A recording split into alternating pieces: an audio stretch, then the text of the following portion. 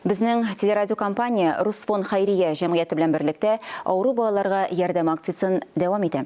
Бу юлы 8 яшьлек Даниил Петров тарихы. Малайга церебраль паралич диагнозы куелган. Аның гаиләсе безгә 1 елга дәвалау өчен акча җыюда ярдәм сорап мөрәҗәгать итте. Очень любит музыку слушать. Даниил Петров балалар җырларын тыңларга, мультфильмнар карарга, әнисе белән уйнарга ярата. Ләкин хәрәкәтсез тыныч уеннар гына уйный. Ашказаны проблемалары булу сәбәпле малайның гәүдәсе чандыр, авырлыгы бик аз. Һәр хәрәкәт аңа зур авырлык белән бирелә. Проблема с кормлением, проблема напоить ребенка тоже. Тукландыру, эчерү проблемасы бар. Тернәкләнү өчен даими техник чаралар, шулай ук коляска кирәк. Улыбыз үсә барган сайын тернәкләндерү җиһазларында яңаларны алыштырырга кирәк.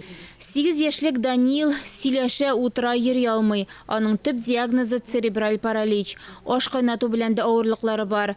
Даими тернәкләнүдә булу белгечләргә еш килү хәлен беркадәр яхшырта. Терапия чаралары, дәвалау физкультурасы, массаж, дөрес туклану кирәк. В плане тяжелого белкового. Авыр энергетика җитешсезлеге планында матдәләр алмашы бозыла. Организмның тулы канлы эшчәнлеге өчен кирәкле микроэлементлар үзләштерелми. Яшәү өчен кирәкле системалар начар эшли.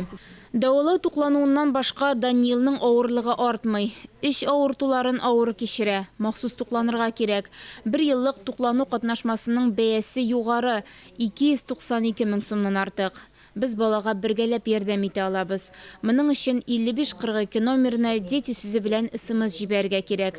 Бер хәбәрнең бәясе 75 сум. Күбрәк өлешкертергә теләүчеләргә тулырак мәгълүмат безнең телерадио компания һәм Русфон сайтларында. Ания Гыйбадуллина, Ангелина Морозова, Альберт Софиуллин, Татарстан яңалыклары.